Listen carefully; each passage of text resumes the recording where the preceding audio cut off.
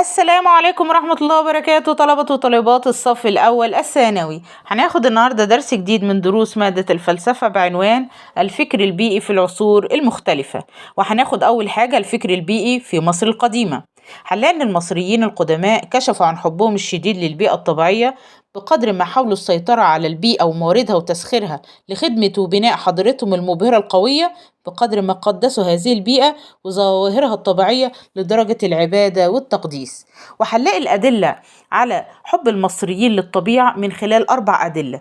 أول حاجة عندنا اللي هو كتاب الموتى، اللي أوضحوا لنا فيه إن الحفاظ على البيئة هو وسيلة من وسائل التقرب للإله.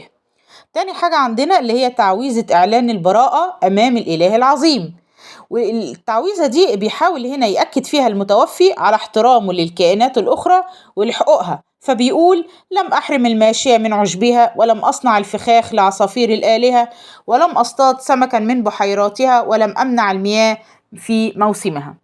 ثالث حاجة عندنا اللي هي احترام الفكر المصري القديم للبيئة، حيث كانت مظاهر الطبيعة زي السماء والحيوانات والأرض كل دي كانت منهل أو مصدر للديانة المصرية.